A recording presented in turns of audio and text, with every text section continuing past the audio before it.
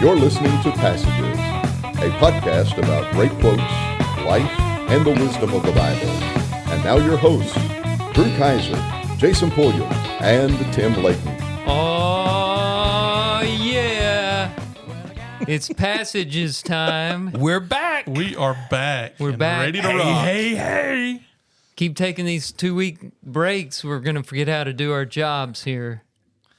We're full of energy tonight. We're ready to go. We've been preparing for this our whole lives. We could never forget how to do this. It's true. We're ready. What are we doing? What do we do first? How do we get this going? I think we start with some Yay stories. Sports. Yeah, some Yay Sports. Yay Sports. So Right. let's just jump right in tonight. All right. This story comes from our buddies over at owl.com. I think that's al.com. That Al, he does a good job. Al's a fine man. And this Yay Sports is about high school athletics, right? So we all spend some Friday nights at the football stadium, have kids involved in activities throughout the year. And so a little AHSAA. If you remember in one of our previous episodes, we talked about the NIL not being in effect in Alabama, probably just for some time to come. But this is a little bit different. This is about a lawsuit that was filed. And if you know much about the rules of the AHSAA, there's a reserved word called a bona fide move. A bona fide move. And that's important in high school athletics because if you're over in Trussville and you decide that you want to play football in Leeds, you can do that in a couple of ways. One is that you can, all of them involve needing to move somewhere, right? You have to relocate, right? Right, you got to relocate. You got to make a bona fide move. And AHSAA is pretty serious about that. A lot of teams have forfeited a lot of games over the years, even on technicalities like, going from living with mama to going to live with daddy. And, but daddy doesn't have full custody, not a bona fide move. You forfeit every game that young man, carried the water in or whatever. So this is a lawsuit that just found this interesting. I hope somebody else will. And it was filed in Montgomery, and it had to do with a father whose son decided to move from Prattville High School to Marbury High School. Now, both of those are in Autauga County, and I think this is a number of counties in Alabama where if you live in the county, you can choose any school in the county to attend. Really? So they're both county schools. Right. I think Calhoun County's like that, that you can choose any school to attend, but that applies to going to school, right? That doesn't apply to the athletic codes of the AHSAA. And so, they didn't make a move. They were still in Autauga County. They just decided we want to go to this. We're going to go to Marbury, and he wants to play football. And oh, by the way, an interesting little twist on this, my daughter is going to be a cheerleader.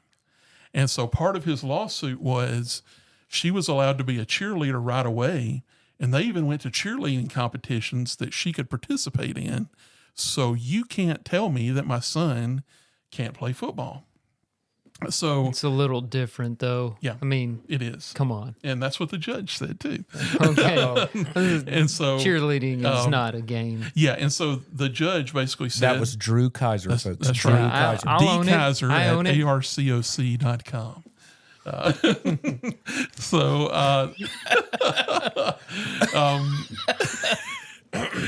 So the judge said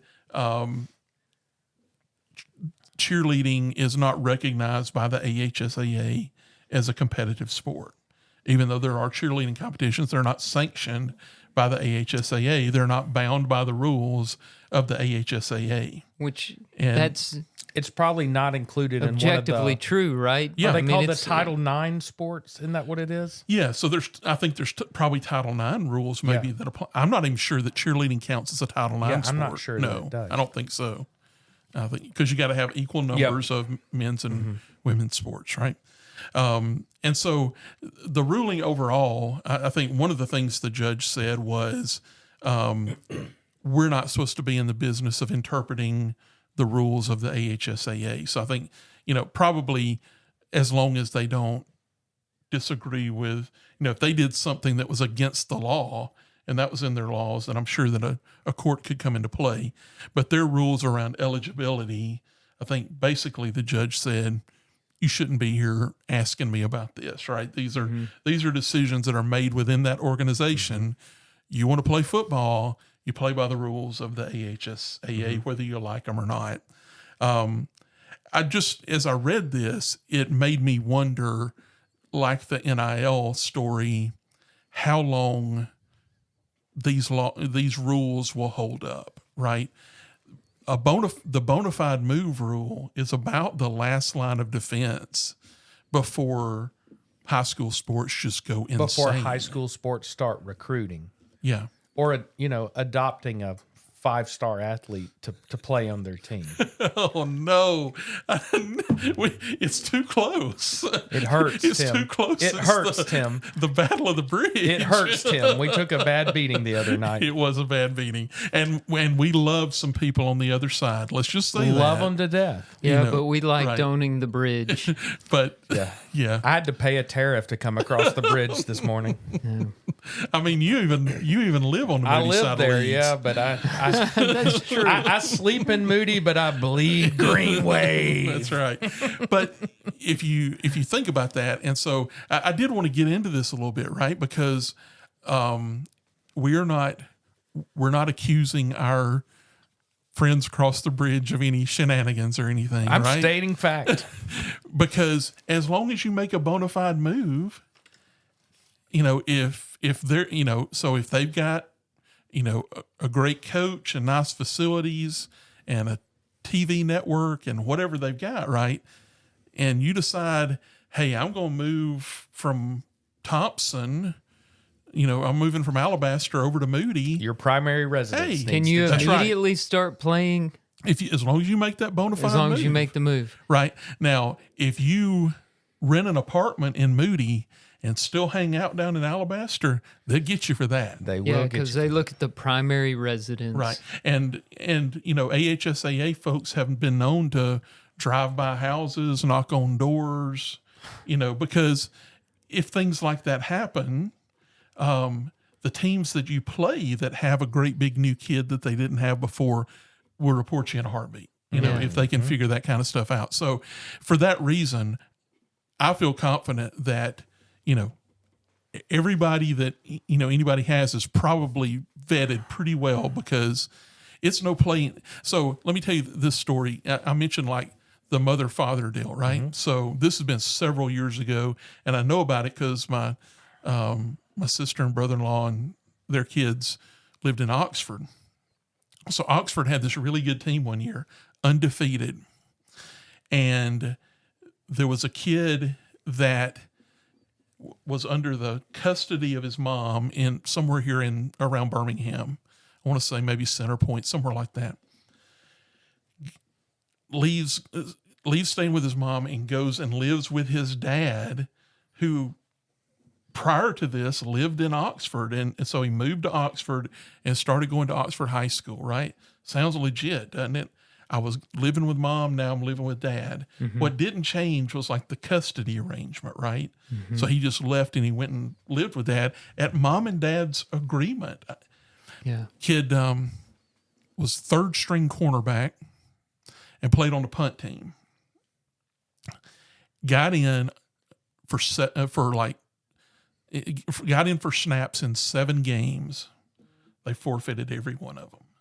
Right? You are kidding This is me. not the stud recruit or whatever, and That's basically not the spirit right, of the law. Right. And so, dad comes with the kid to Oxford High School, registers him.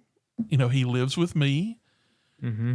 This is like a none the wiser thing, and that's why it has to be so vetted. Right.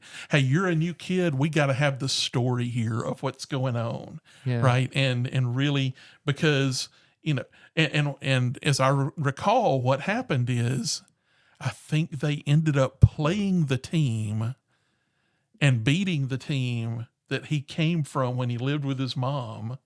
And again, this kid's not a star; he's just a player. Yeah, but they went. They saw him, realized it, and turned him called the AHSAA. Right, and so I mean, you're right. There's a lot of this that is very. So a lot of times these things happen. Who wants to win that way? I mean, what a you'd be surprised. Underhanded.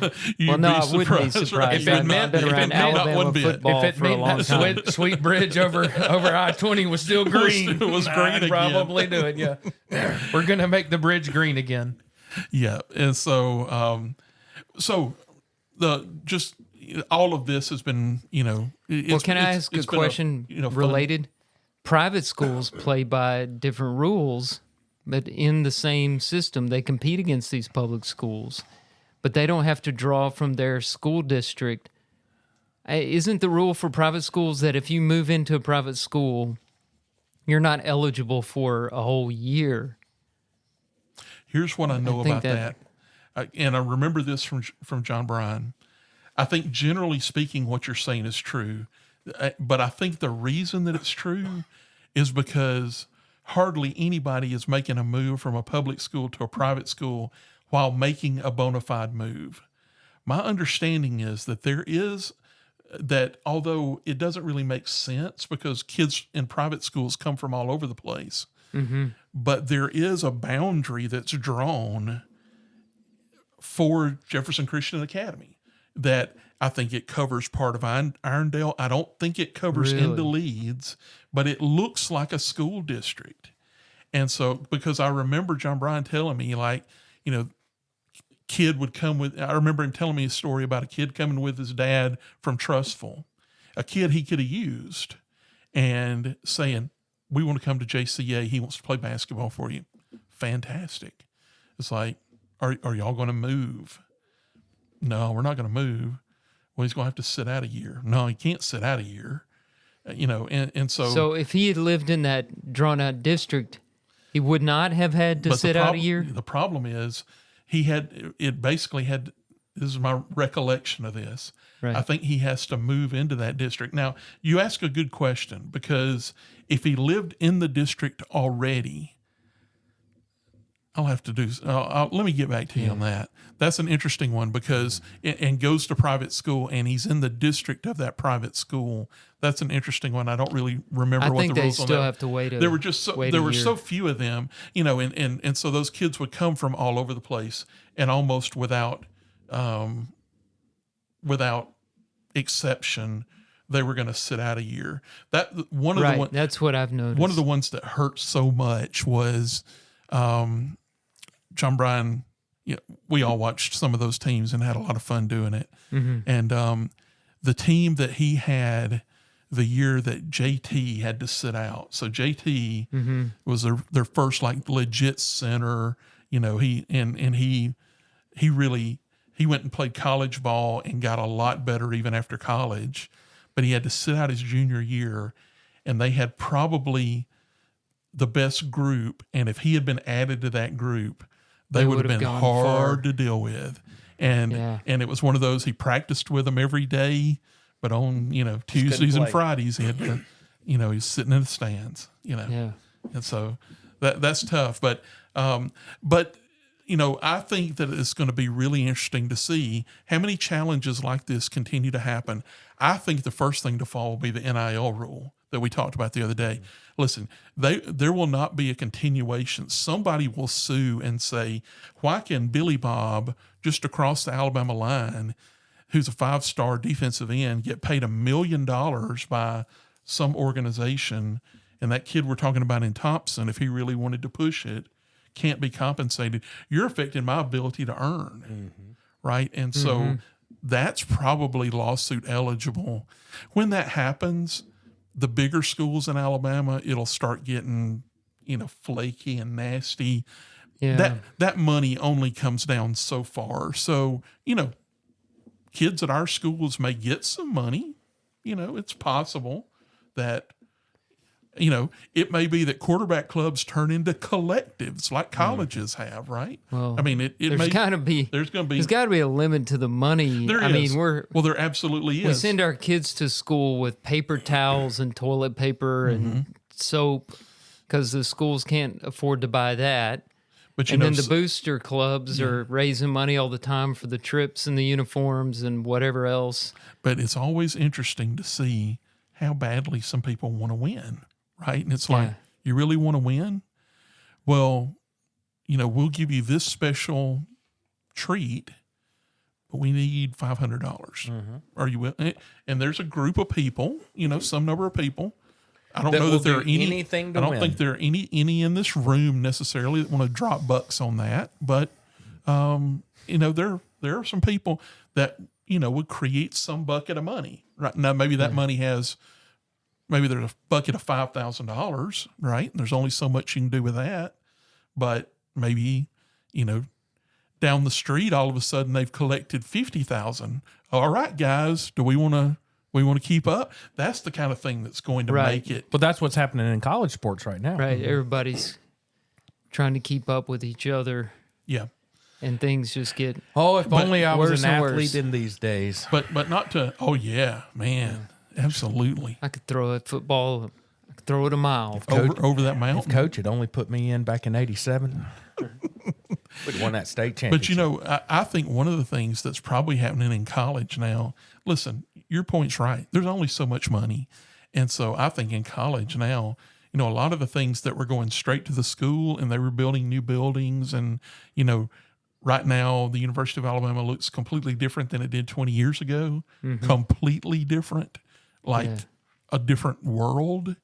All that money or some big chunk of that money has to be going to NIL and straight to players.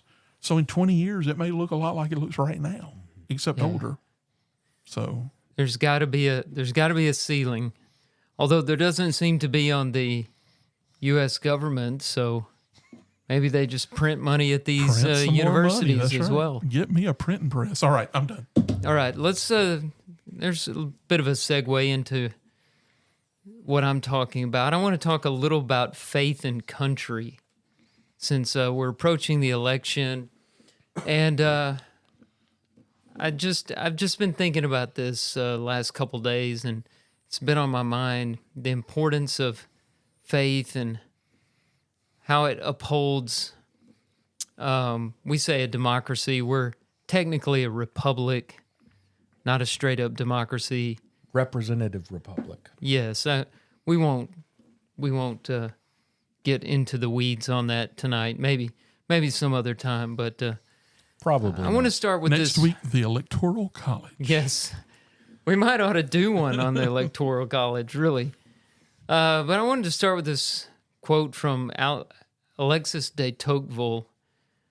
I think he was French. His name sounds French. I think he should be French. Yeah. In the 1830s. Yeah, in the 1830s, he visited the United States, and we were still a new country. It was a spectacle for the world to see.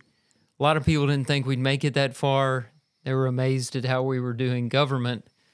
And he noted our freedom and our liberty, but here's what he said. This is some of his remarks after his visit to the U.S. Despotism may be able to do without faith, but freedom cannot. Religion is much more needed in the republic they advocate than in the monarchy they attack. And in democratic republics, most of all, how could society escape destruction if when political ties are relaxed, moral ties are not tightened? Bottom line, you can only have freedom in connection with morality. And when a free nation starts losing its morals, it either has to turn to a despot, a dictator who rules with an iron fist, or it devolves into anarchy. And I think we start to see that. In 2020, we were seeing cities burn. We see crime rates going up. We see our borders opened and people just allowed to come in. And meanwhile, people are suing schools for having religious things in the classroom or having prayer. And, there's a lot to talk about there. But I wanted to go from that to something else. Morality has to be tied to something. I think what a lot of people want is they want the morality, but they don't want the baggage that goes with it. They don't want God. They don't want Jesus. And even some of the founding fathers were that way. A lot of people have this idea that all the founding fathers were Christians. And many of them were. They weren't the kind of Christians that we typically think about. Some of them would claim to be Christians. And then others didn't really practice Christianity. I think they founded the country on Christian principles. But, Thomas Jefferson, for example, he loved the teachings of Christ and applauded his ethics. But he had a Bible where he had cut out all the supernatural events and the resurrection, the miracles, and just culled it down to what he believed were the core teachings of Christ. Now, he didn't intend to pass that off as a Bible. That was just for his own personal devotion. But it kind of shows you where his mind was at, what was valuable and what wasn't valuable. He had the idea that you could pull out the character of Christ and the ethics of Christ without the death, burial, and resurrection of Christ. Without the reality of Christ. Right. Yeah. And treat him like Buddha or Socrates or Confucius. As just a great philosopher. Yeah, just another philosopher. In fact, I think that was his word for who Jesus was a great philosopher. And, that has trickled down. What happens is Leo Tolstoy had this thing he called the cut flowers thesis. And it's the idea that when you cut flowers from their roots because you think they're beautiful and you want to take them home, what happens to them after a while? They decay. They wither away and they die. Taking morality away from faith in God does the same thing. The morals decay. And our country is starting to suffer that. We still have over 80% of Americans say they believe in God. But how many of those are actually living like they believe in God? And that's a lower number than even 10 years ago. We used to be in the 90s, just about everybody believed in God. So I think it's interesting to think about this connection between can we hold on to our freedoms while letting go of the Christian values this country was founded on? And how strong can those Christian values be without any real faith in the death, burial, and resurrection of Christ? Something else I found that kind of relates to this. You've heard of Richard Dawkins, right? Mm-hmm. Richard Dawkins has made a career out of trying to get people not to believe in God. Mm-hmm. His book, The God Delusion, was a bestseller, sold millions of copies, very influential, has destroyed the faith of a lot of young people. And in a recent interview with a radio program in Britain, he shocked the world by proclaiming that although he didn't believe a word of the Christian faith, he did consider it. I'm sorry, let me say that again. Although he didn't believe a word of the Christian faith, he considered himself a cultural Christian. He said, "I'm not one of those who wants to stop Christian traditions. This is historically a Christian country. I'm a cultural Christian. So yes, I like singing carols along with everybody else.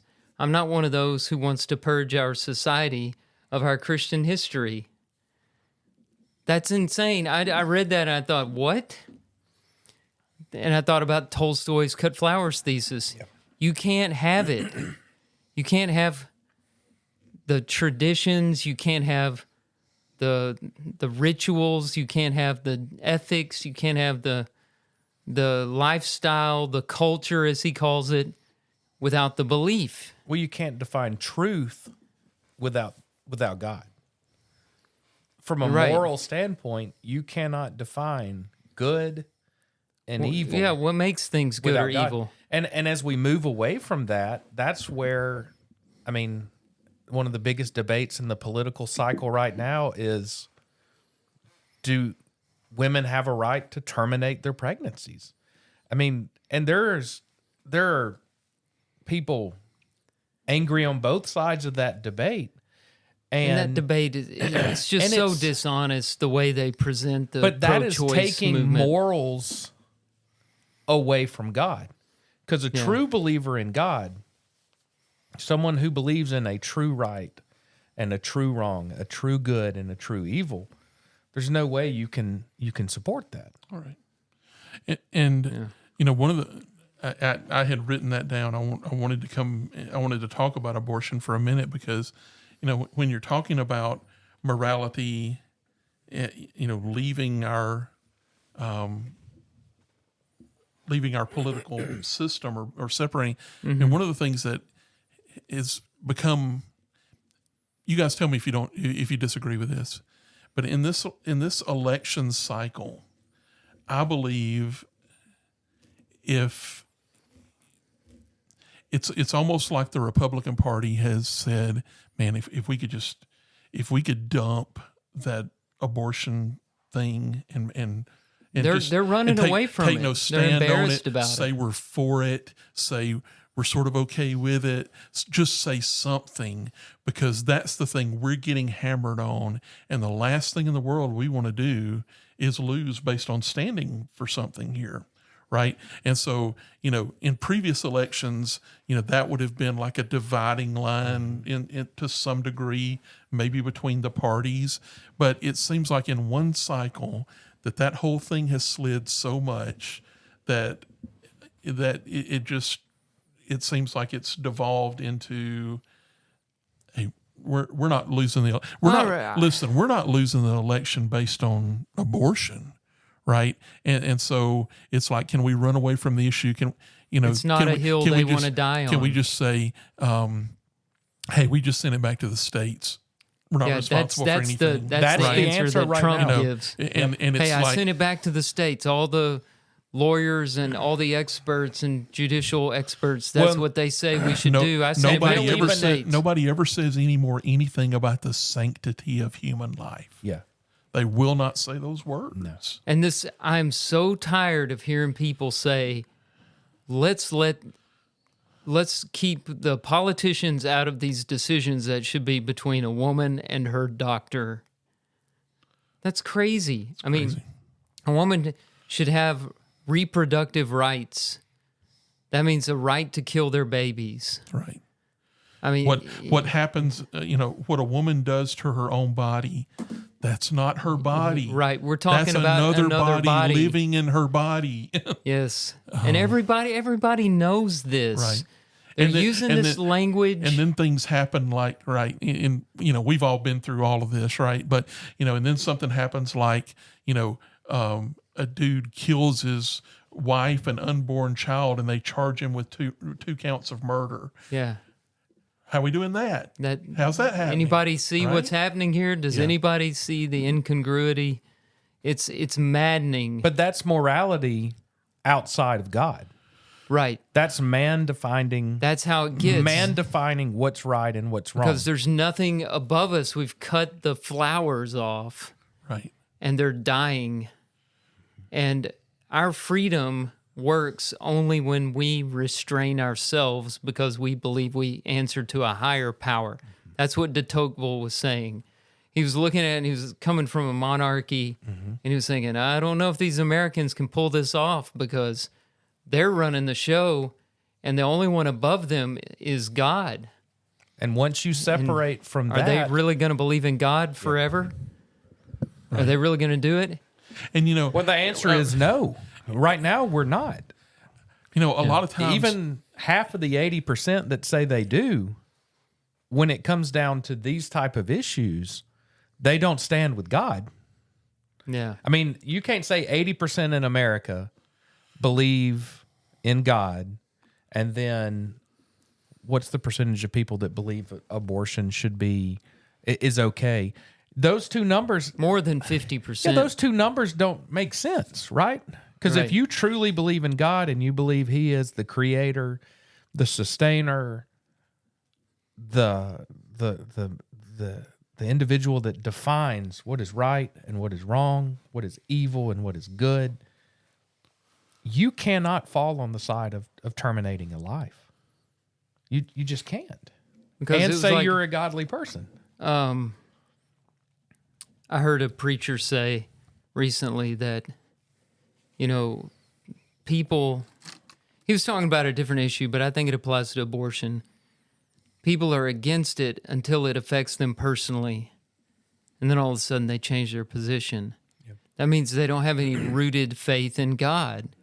You know, well, and I'll just leave that there. But it's worrisome. You know, I don't worry about prayer being out of public schools, because the thing about that is, you know, if I have the right to lead prayer in a public school, well, so does the Muslim, and so does the Hindu, and so does the progressive Christian teacher who might be trying to push a social agenda that I don't want my kid to learn. Just go to school, learn reading, writing, and arithmetic.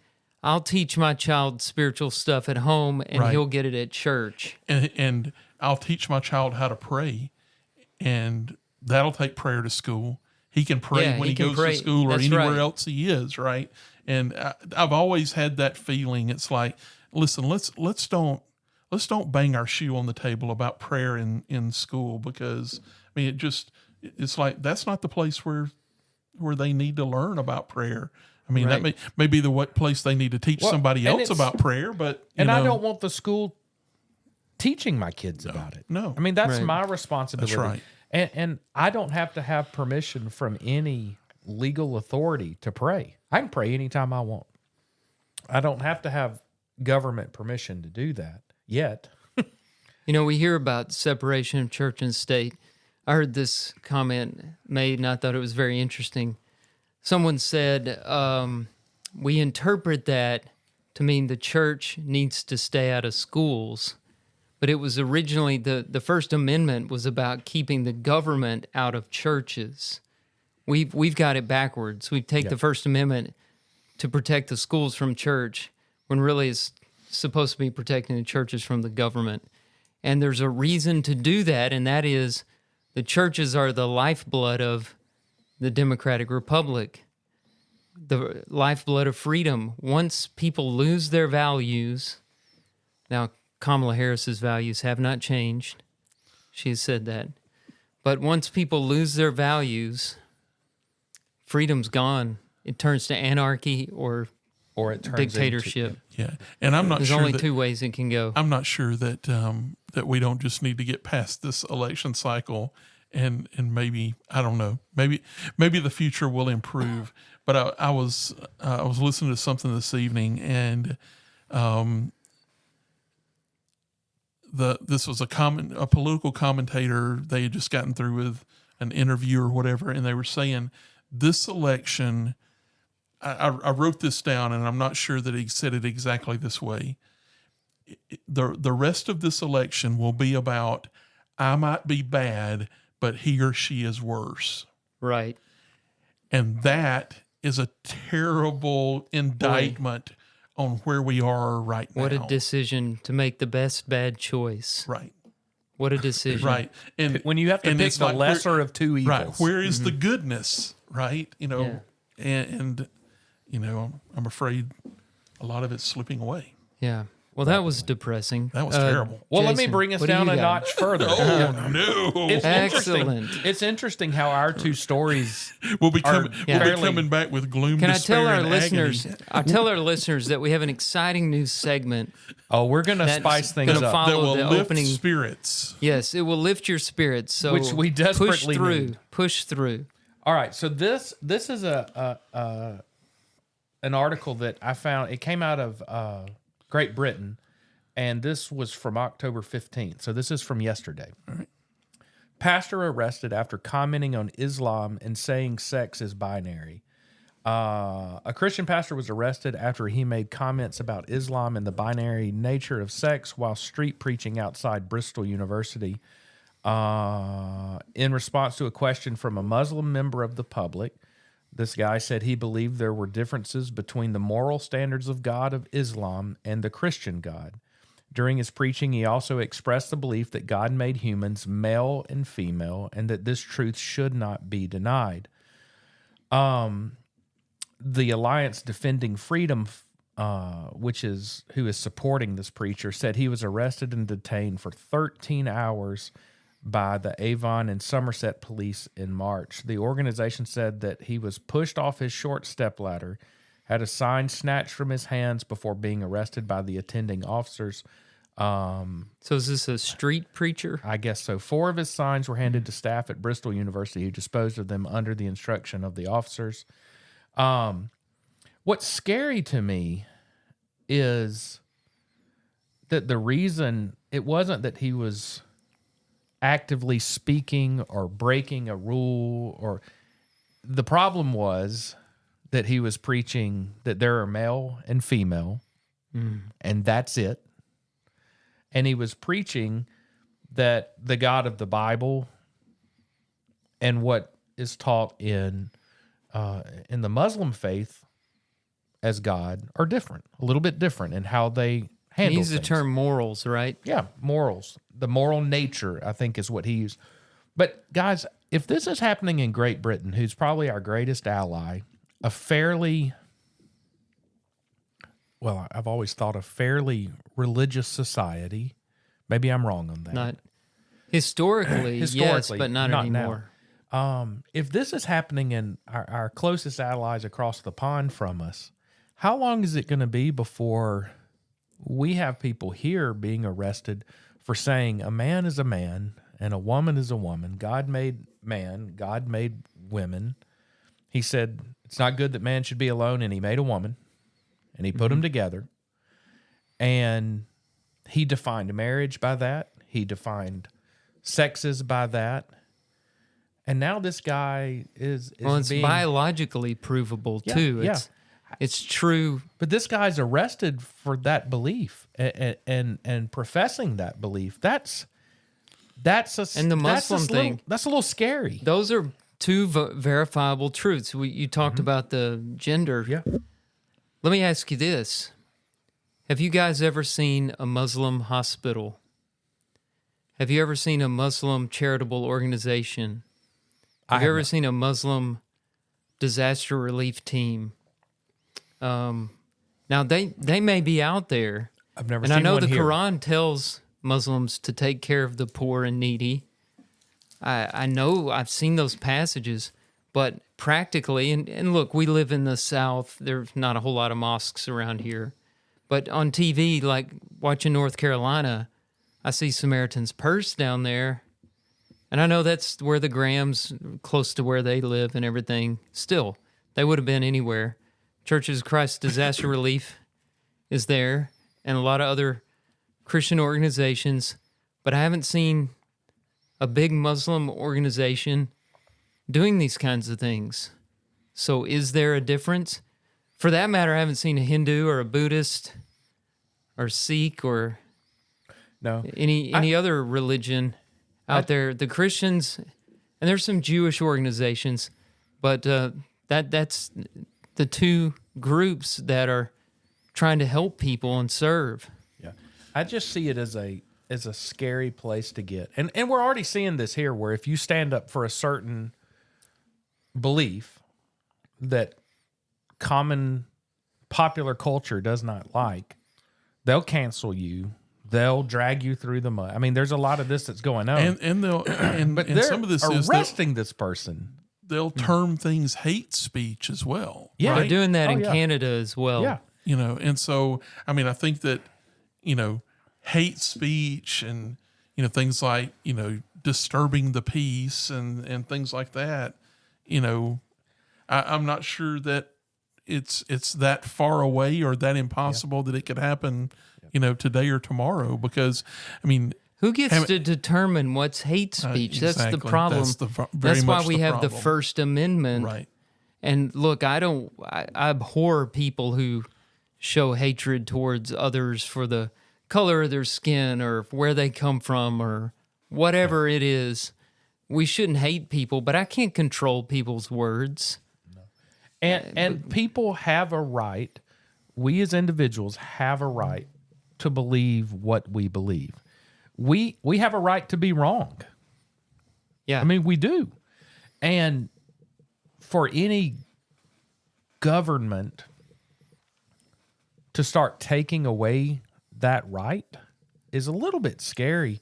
And not to go super political, maybe we should have one of these discussions later on before the election, but this is going to be one of the biggest things that I think comes out of this election is what happens to our ability to speak God's truth. Mm-hmm. We're already seeing loss of, I guess, our freedom of speech, our freedom of religion, starting to show up in little circles all over this country. Mm-hmm. If we get an administration in place that is all about suppressing that right, how fast can it get pretty scary when it comes to that? And, we got to think about that because most churches are quote unquote nonprofit organizations. They're government, they have their government tie from a tax standpoint. At what point does the government say you're going to lose your nonprofit status if you continue to teach that marriage is defined by a man and a woman, or they you can can't have it, right? Yeah. And But if the they scary want thing. it, we'll write that tax check. Yeah. Right? It's just a slippery. yeah, That's the that's slippery right. slope Yeah. we're, But you're we're right. but it could quickly go approaching. That's where it starts, and then, it can get much worse very fast. yeah. But Yeah. it blew my mind that that's happening Paul in Great Britain. Paul told men to pray for our national leaders that we might lead a quiet and peaceful life. And so what I pray for, I'm okay with people praying that we elect leaders who will bring this country back to Christian principles. I'm just not, I'm not seeing in the two choices a real Christian leader up there right now. We don't have a lot of morals up there right now. No James Garfield up there right now. Yeah. So I pray what 1 Timothy 2 tells us to pray, that God will bring us leaders that will keep this country free so that we can worship God unhindered and preach the gospel without any interruptions or government intervention, any penalties or persecution. And I think that's what we need to be praying for. I agree. But we also need to acknowledge that if it goes the other direction and there is persecution, God's going to use that for his glory. Every time the church has been persecuted, the church has survived and grown and turned back to God. Yeah. You think about story after story throughout biblical times, the New Testament, through persecution, the church has seen growth and strength. And we've been hearing about growth in the Middle East and in China and in places where it's very dangerous to be a Christian. And, here the prosperity has kind of dulled our spiritual senses. Persecution does promote growth. And I'm not saying I want any persecution. I kind of like not being persecuted. But it's like suffering. You don't want suffering, but it refines you. Yeah. But and God brings is you going closer to to use God. whatever happens to fulfill his will. Yeah. Well, we've got a new segment. If you stick with us, the Bad Preachers segment. Oh, So, we got some good ones. We're going to take a break, and when we come back, we'll For introduce bad ones, this new... right? Good is in like bad. Oh. And bad is in like good. Oh, Yeah. Something like that. So stay with us. 3, 4.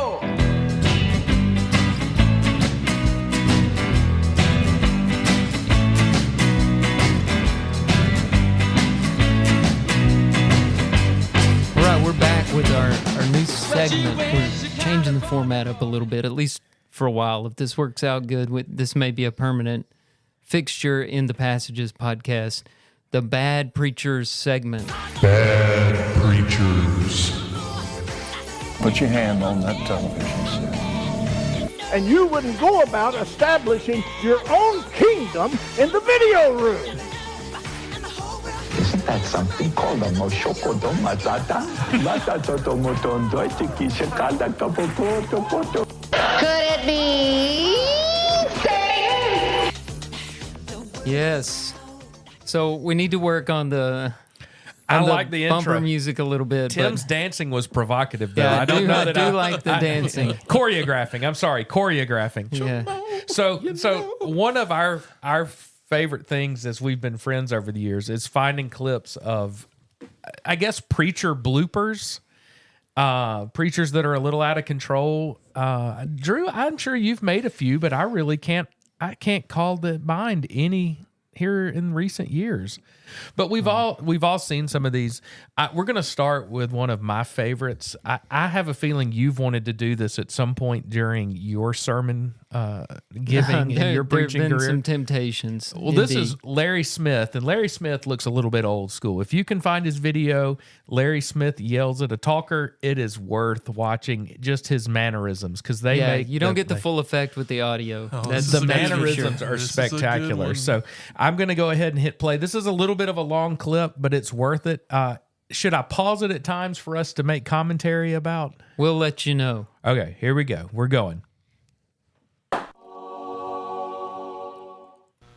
A man named J.L. went into the cheese business in Chicago. He failed and went bankrupt. Hey, sir, quit your talking over here. Hey! Quit your talking. I'm talking to you, sir. Thank you. God bless you. I'm preaching. Whatever. He went into the cheese business. He failed. He went bankrupt. Can't leave it alone. You're probably the guy that needs to be at the altar tonight. Hope God you're not a Hyles Anderson student. Who? Must be a preaching student. I hope God not. Love you. Whatever. Love you. Love you. And then he gives him a smirk. I hope if you're going to be a preacher, everybody in the audience talks while you preach. You'll reap what you sow. So. Still love. Amen. We can just I got feel the another hour love. yet. I just love that. There's so much to say about that. So- But first of all, what a lame sermon illustration. As a preacher who has JS those had a 1001 cheese sermon illustration books, JL had a cheese factory. I didn't get to hear what happened to JL and his cheese factory. We'll never know. What was it? Where was that going? Maybe we can find it on sermonillustrations.com. Yeah, right. Because that's where it came from. So I've always assumed that That the was preacher, what he was preaching. the preacher can't see you talking or sleeping from the Oh. pulpit. Is we my can assumption see wrong? everything. Oh, It's no. like there's an opaque wall up there. They can't see. That's what I anything always that's going assume. on. Everything. Everybody gets up and goes to the bathroom. Well, who's I want to snoring, who's apologize for sleeping. any time that I might have been talking, texting, sleeping. I saw somebody mimicking me one time. Nice. Really? Yeah. Was it me? No. Okay, it was that not makes me you. feel better. But I saw somebody mocking me. Were they just like saying the words you were saying to see if they could keep up with them or what? I mean, what were they doing? Were they like making motions like you or something? Or They weren't shaking, were they? They were. hey, He just said They they were. were. hey, They were doing the. that is Parkinson's unacceptable. Oh Hey, my! I can't wait to hear the rest of this story off the air. I'm dying to know the rest of this one. Saw it. Oh, I see no. everything. Oh, man. Hey, You promise it wasn't me? no, it wasn't. Apparently you do this. No, but- if I'm going to make fun of you, I do it to your face. well, they were too. Yeah, that's true. But see, we all, but I just assume that the guy's always looking at the back wall, Oh, that he's yeah. not actually looking at the, man. No, I look eye to eye. Oh, yeah. Anyway, JL. JL had a cheese factory. You know, I what love you. That Love that ya. love you covers all the nasty things you just said, I don't buy into that idea. And if you watch the video, this old fella, he must have a dry mouth because after he says something, he starts licking his lips, and it's this really weird, uncomfortable. And it's like he'll want to talk, and he just cannot drop the guy talk. I hope if you're ever preaching, somebody's talking during your sermon. Yeah, because that's what we want. That's reap. That's the outcome. I love you. That's what preaching is all about. Is making sure that you reap what you sow. Yeah. We want this young man who's a student, we want him to go out and we want people to talk. So he'll be the very thing he's condemning, he wants to happen. I want you to this reap what you guy. say. Yeah. Because it's all about him. He thinks it's all about him. And it's probably because this moment is all he's got in his life. It must be. I don't know. The guy looks like he takes himself way too seriously, too. So let's just consider for a moment what that guy might have turned and said to the person next to him. Maybe he said, are you having a heart attack? Or he said, or maybe who in the heck is JL? Or maybe he said, not the Cheesewell story again. Right. Or this guy's lame. Said, I saw this on Facebook yesterday. I've heard this story 500 times from this dude. Or why is he licking his lips? Or maybe he said, my brother died yesterday. Oh, yeah. Maybe he turned. Maybe he was. Or maybe he said, what was that scripture? Right. Or maybe he turned and said, I'm going to go down to the altar when he gets done. This guy's moved me to repentance. Right. Stop talking. Hey, I'm talking. I think you're the one that needs to be down here at the. He yelled at him. Yeah, he does. At the altar tonight. And he points at him while he yells. Yeah. Just a jerk. I bet when he goes home, people just throw shoes at him. He has no respect at home. It's a little bit of a step too far. Do y'all have any history of people being called down in church? Oh, old Ross Anderson got me one time when I was a kid sitting in the pews. The kids were all sitting together, and I remember him saying, Jason, you and Scotty, you go back and sit with your mama. And Scotty was his son. Jason, you need to go sit with your parents. I remember it. Yeah, he got me. You boys back there in the back need to stop talking. Yeah. And Ross, I love Ross. He preached maybe 20 minutes. And he was a nice guy. He's a super nice guy. He's not a mean But for him to call person. you out and he was like 6'8", so it was even scarier when the giant is calling you out from the stage. But I had that happen at least once. Go sit with your mama. Yeah. Drew, did Andy ever call people down? No, my dad didn't do that. No. I bet he got on to you after the sermon if he saw you acting up there. Yeah, I think this was more of like a 70s, 80s kind of thing. That would have been in the 80s when that happened to me. Yeah, and so you would score points as a preacher for doing that. Absolutely, right. Well, you heard the crowd giving him an amen, and that's right. Yeah. I think we've told you about Millie's dad calling down like the high schoolers on the back pew of the church. Mm-hmm. And, it was just embarrassing. It was a disaster. And Millie has a story about, I don't know, she may have gotten called down or just got hit by the shrapnel of one of her friends who was next to her. And during the song service, she was playing the violin along to the song, Air violin. Air violin. Oh, yeah. Right. Okay. And I think, that they got busted for that, I think. I think there was a call down moment associated with that. I don't know why people think they can't be seen. That's what I was wondering. I'm shocked that you can see it. I'm going to have to work on I do remember, so in the old building in Munford, the teens sat on the left side, sort of where our kids do. And like preteens sat on a couple of pews on the right side. They let the preteens sit together? Yeah, and I was in that preteen group. And I remember, I don't know if I got busted or I was part of the group or whatever. I only remember that, and I don't even remember directly if it came from the preacher. I think I remember mama or daddy coming down to that section like during services and sitting behind me and just feeling like the Grim Reaper was there. I mean, I'm a dead man. I mean, it is over. I will never be able to sit away from my parents again. But considering my garrulous nature, it's a wonder that I don't get called out for talking now from time to time, because something will catch my attention and I'll lean over and I'll be like, did Did you see? I don't understand what people have to talk about. That's what drives me insane when I'm teaching or preaching. I'm giving a lesson. It's like, what are you? But what sometimes has it's about something you say. About half the time, right. I'm turned around to Cassie going, "What was the verse?" Okay, because I'm taking notes, that's and I not can't what I'm keep up. talking about. Yeah. I'm talking about like a conversation the teenagers are having. Oh well, can this not wait? Now, I mean, if you happen to walk out behind the pulpit and your zipper's down, I'm texting Tim. I'm like, Tim. Well, that's. I mean, that's going to happen. What do different airplanes situation. do? Yeah. Right. Yeah. But I don't see you ever going, "Hey, I'm talking to you." No, that's not my style. No.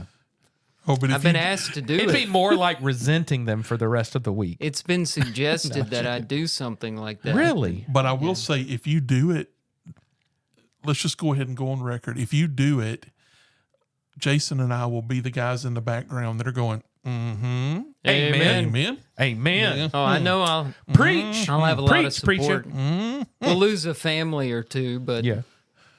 You know. I'm not afraid to do it. I just don't want to be like that sourpuss you just played. no. I don't want to be like Well, him. the guy back in the video kingdom would definitely share that video with us. Yeah. And listen, and what are the chances, you know, it's like, you know, you call somebody down and, you know, it's the kind of thing that would always backfire on you. Well, Drew, we just went to the doctor last week and she's got Tourette's.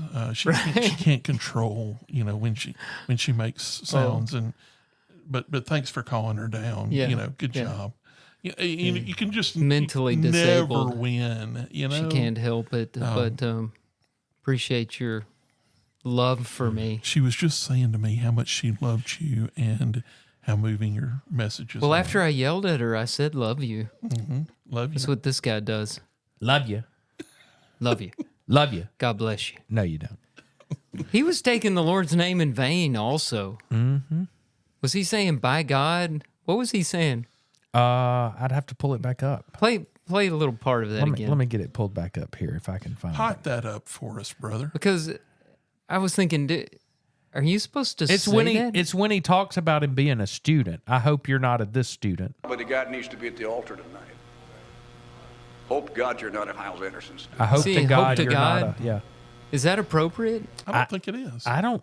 In my opinion, I'm going to probably judge not. him as a blasphemer. Well, if you look at him, he that's- looks like an angry elf in this picture. I don't like him. I would imagine he's gone on to his reward or his retribution, whichever. Well, and I'm fairly certain. Yeah, he's wearing double-breasted suits. I never in trust the a man long in a ago. double-breasted Oh suit. man, Yeah. I had a light gray double breasted. I don't think I Number ever one had right one. there. Yeah. I've had a Man. double-breasted. And who are all the men sitting behind him on the stage? Is that that's a thing? That's a thing. That's his buddies. Yeah. I didn't know that. They're nodding in approval. Yeah. One of them looks like he's got gas. I'm not sure if he's happy, sad, or just gassy. But it's worth Well, you pulling know, it they up and had watching some- it. They had a big fellowship meal before that meeting. Oh yeah. They had dinner on the grounds. They had some church eat church. This is fun. I think we should keep it going for a while. Yeah. Let's give it another You got go another next one? week. No, I mean, I got one yeah. for next week. Okay, but yeah. Yeah, we'll just do I'm ready for some more Slow down tonight. there. Yeah. slow down. Taco. We don't got any more tonight. Plenty of episodes coming up. And I'm hurt. All right, let's take another break, and when we get back, we'll get back to the serious stuff. Someday I'm gonna drive my car on every street in this town, and I won't have to go very far to show that I'm dead and alright, but I don't need a suit to impress you. It's time for our passage. We are back. Everybody get really serious because this is serious business. We just really you sounded like an NPR intro there. It's time for Welcome Delicious back to dish. Passages. Tonight our passage will be read by Drew Kaiser. Drew, take us away. Thank you, Jason. You're welcome. All right, here it is. It's attributed to Marcus Aurelius. That's how I say it. Works for me. He says, we are born for... Let me rewind the tape there. We are born for cooperation, as are the feet, the hands, the eyelids, and the upper and lower jaws. So it looked more profound when I just read. Saying it out loud it's a good quote, but Marcus Aurelius is an interesting character. Roman emperor. I tried the persuasion on this one, right? A Stoic philosopher. I cast a vote for this one because I wanted us to do something different, right? And hopefully this will be different, even though maybe not terribly profound. Well, no, I think it's going to be a good one. Marcus Aurelius was a poet, emperor, of course, very successful emperor. Do I remember my world history right in saying that he was really the last successful Roman emperor? Well, I know that he died of natural causes, which I think was kind of rare. Uncommon for emperors. Yeah. I could be wrong there. I don't remember my ancient Roman history very well. But I like the quote. Well, he wasn't the last. He came before Constantine, so he was before the Christian era. There are a couple of the things that I think if we rewrote it today, I don't know that I would use the eyelids to define cooperation. Maybe the eyes, but the eyelids, that was an odd one. Sometimes people's eyes don't cooperate. Well, no, sometimes they get. It's you're a specialist on that. Sometimes they will wander a little bit, but I thought it was a neat one. So define cooperation. If I say cooperation, what does that mean to y'all? I would hope all our listeners working know. together. Yeah, right? Yep, absolutely. Complementing one another in an action is another way to think about it. So our feet, if you have one hand, it's hard to do some things. If you're missing a hand, you can't clap. I guess you can, but it's different. There are things that do better when they work together. Our feet, if you're missing a foot, it's hard to kick a ball. Well, you can't walk without your feet cooperating. Yeah, our eyelids, I will tell you this, if you have a neural disorder and you get a palsy of an eyelid and it doesn't, like your upper eyelid doesn't work, your eyes are miserable. Oh, they dry out so bad due to exposure because they're made to work together. Our upper and lower jaws, if you've ever broken a jaw, you know the importance of having those two things working together. So it's an idea of these things that work together and complement each other's actions. Maybe that's why he did do the eyelid and not the eye, right? Because the eye would be obvious, right? It has such an important, function, but the eye without the eyelid is in a rough situation. It's well, and really, if your eyelid doesn't work, so if you lose an eyelid or an eyelid is damaged and you're not blinking, that eye is not going to do real well. It's going to dry out and be pretty stinking miserable. So, and all these body parts are complementary actions. That's right.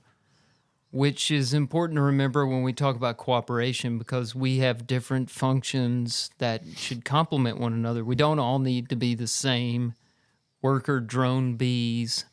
We need to complement one another. Your weaknesses give me an opportunity to use my strengths. My weaknesses give an opportunity for your strengths, and together we're more powerful than we are apart. Yeah, and that's been present since day 6, right? God creates man, and He says it's not good for man to be alone.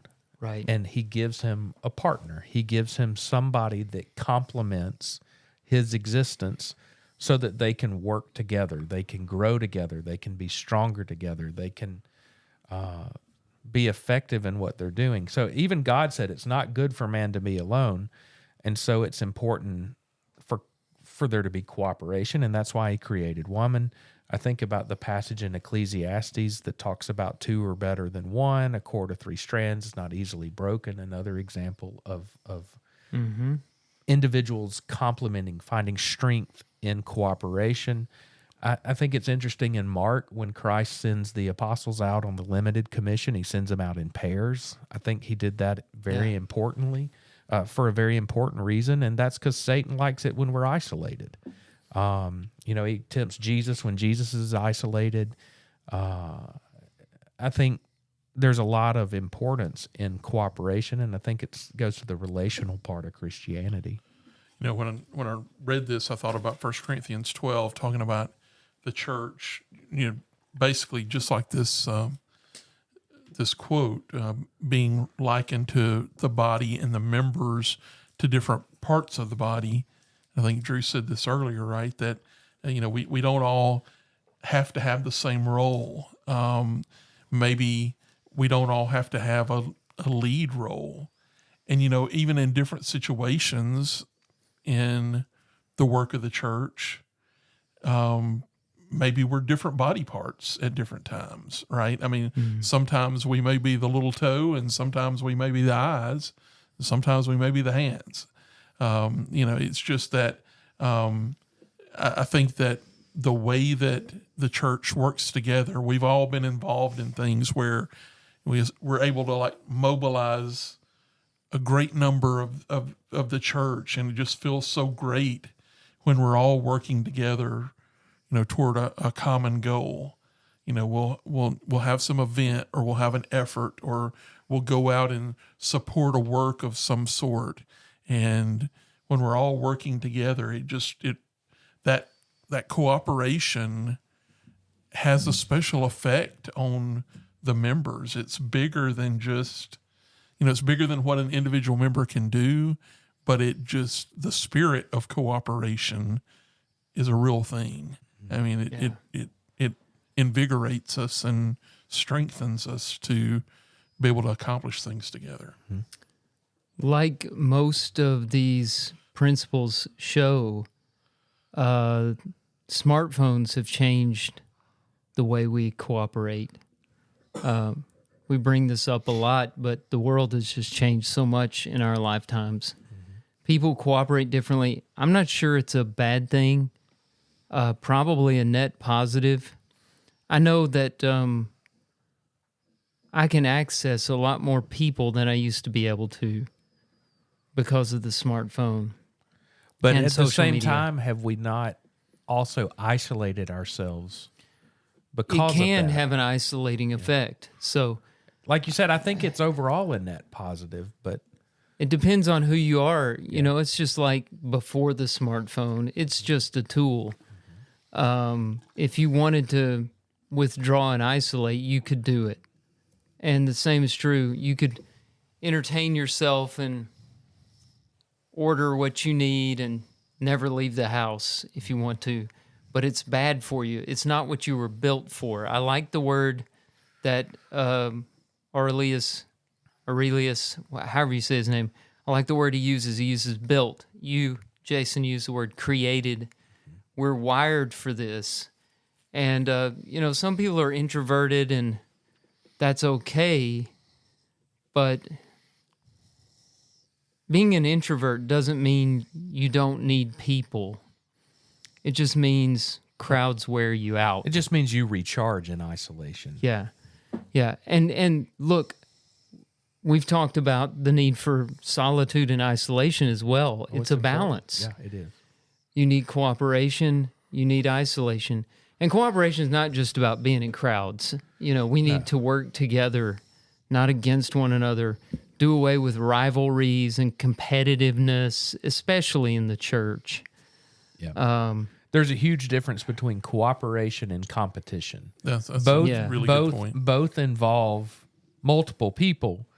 One is working together for a common goal or to complement one another, and one is working against the other to either prove yourself right or to make your point or to quote unquote win. And so they're both can be done in a group, but one's beneficial. One is not necessarily always beneficial. The body works together in the ways illustrated in this passage because the brain is keeping it focused. Mm-hmm. And what happens in churches that get competitive and split is they lose their head, literally. Yeah. They lose Jesus. Yep. They quit focusing. And there's no way that all those parts cooperate without him leading the way, without his authority. And that's such an important thing to remember. Any place you see division, you see people who've lost their focus. Yep. They start putting self above Christ. That's right. one of the things that I think is really good about the spirit of the church here at Asheville Road is, if you think about it, there are a lot of times that you'll hear people in a public forum talk about members, and they'll say, this member does a lot of things behind the scenes that nobody knows about. But I think that it's good that we recognize people who have all kinds of different roles, and that those people, I think we have a real spirit of people that try to look and commend people for their individual roles in things, because they're all different, but so many of them are necessary. And, there's roles that only you can do, or only I can do. There are some things that, just in terms of the nature of, maybe it's the people, or maybe it's even a skill that you have, that you're the one who was made to do this particular thing. And sometimes those things are not, the things that's the highlighted thing. But I always love it when somebody gets up and says, hey, brother so-and-so is up here all the time doing this and doing that, and nobody ever really sees him, but we see him. And I just think that's good, that, people want to, recognize other people for their service for God, and it's a service team for God, effort. And the service for God comes in so many different ways. Yeah. Somebody's got to unlock the building, and somebody's got to deliver a sermon, and somebody's got to, make sure the lights are turned out at the end of the day. And there's all these things that have to be done. And, we think about them as big jobs and little jobs sometimes, just like we think about body parts as being very different. And, hey, I couldn't live without this one. Maybe I could get by without this one. But that spirit of cooperation, I think a big part of it is, whether it be in the church, or whether it be in your team at work, or whether it be in your community, just trying to recognize people for the things that they do and let them know that they're appreciated. Because, I think one of the things that's a challenge is sometimes in the things where, in any of those cases, the things we think of as small, people get discouraged, but for that really cooperative body to do everything that it can do, it works when big things and little things and medium things all come together, and where people in all these roles aren't worried about who's getting the glory, because we're all doing it for a common goal. We're doing it for God's glory. Yeah, absolutely. Ultimately, in whatever we do, we're doing it for the glory of God. Which I think is part of why when the apostles are talking about who's the greatest, Christ just washes their feet. He's like, I got to figure out a way to tell these guys, you're wearing me out. He's like, let me show you how we cooperate. Me as the master, the teacher, as God himself, is just going to do the little thing. And that's, man, what a bold statement that was, not in what he said, but in what he did.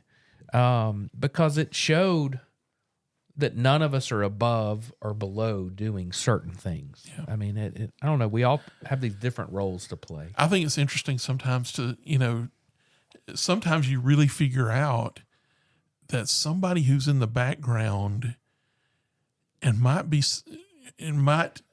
they might be sneaking by as being considered a small member.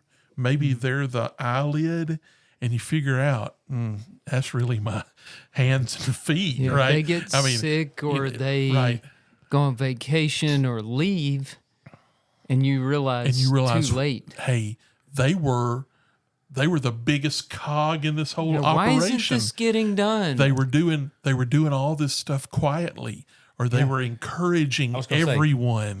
That may be the big. I think sometimes it's not the activities we do, but it's the encouragement, the edification that we give, that we really play a great role in cooperation. Because you've got to have the encouragers, You've got to have the folks that will pull you aside and say, "Hey, man, what's wrong?" I mean, right? That's no small thing. That's a huge thing. No, it is. I think we've talked about two aspects of cooperation. One that we've talked about the most from 1 Corinthians 12 is the function and the complementary nature of our talents and opportunities. The other one that we've hit on, we haven't talked about a whole lot, and we don't have to flesh it out anymore, it's obvious, is the attitude of cooperation. You know, some people just come in and they want to make everything about themselves, and it's a fight. And we talked about that when we discussed competitiveness and stuff. So, you know, there's a lot to explore there, and this applies to families and businesses and everything, but we're most concerned about the church as we talk about these things. And we've seen churches fall apart or just wither away. And it's such a sad thing, especially in a time where young people's religious faith is waning. Unity is a beautiful thing, Psalm 133. It's good and pleasant. And division is an ugly thing. You know, it's strongly condemned. It's one of the 7 things the Lord hates. And, you know, there are things that we need to make stands on. I'm sure there are battles that need to be fought.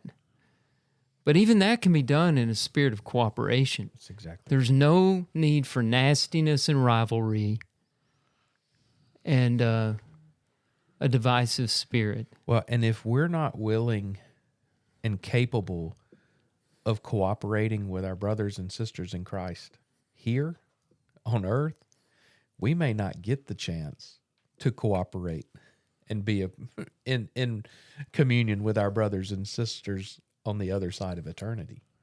Right. I mean, what we're doing here, our relations to one another, I mean, the 2 greatest commands was love God, love one another.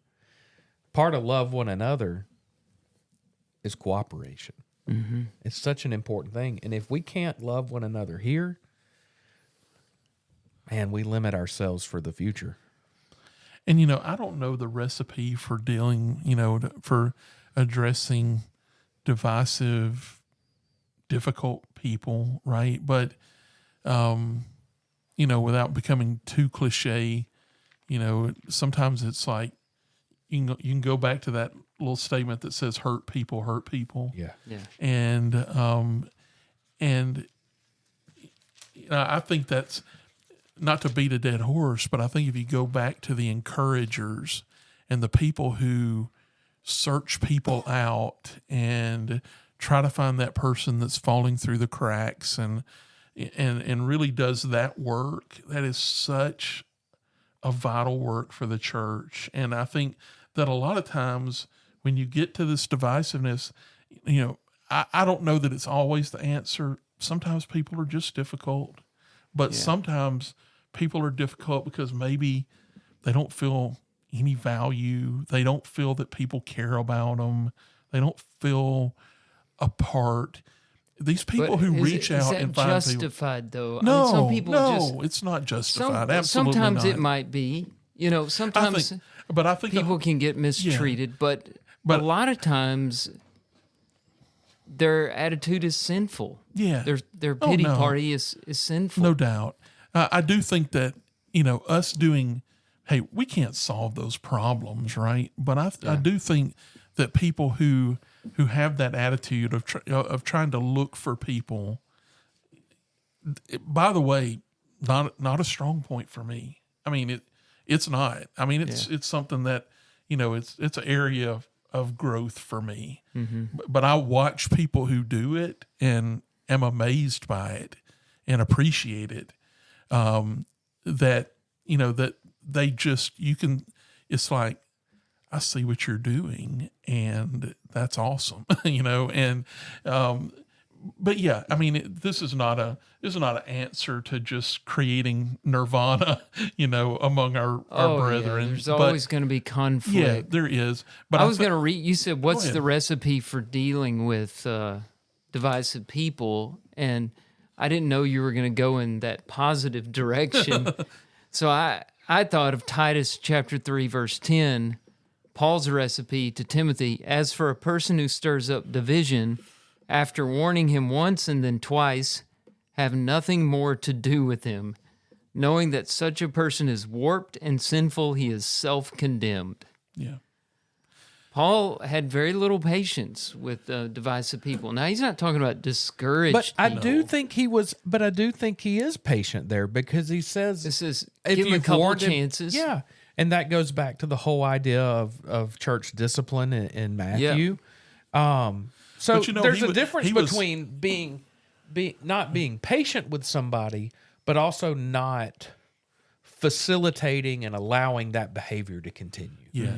And he was all about the work. He knew there was more work, and we should know it as well, right? There's more work than we can get done in a lifetime. Yeah. And if you're going to stand in the way of the work, We at don't some have point, time he didn't for have a lot that. of time for that, right? Yeah. It was like, listen, if we've got a whole world out there that can hamper our work.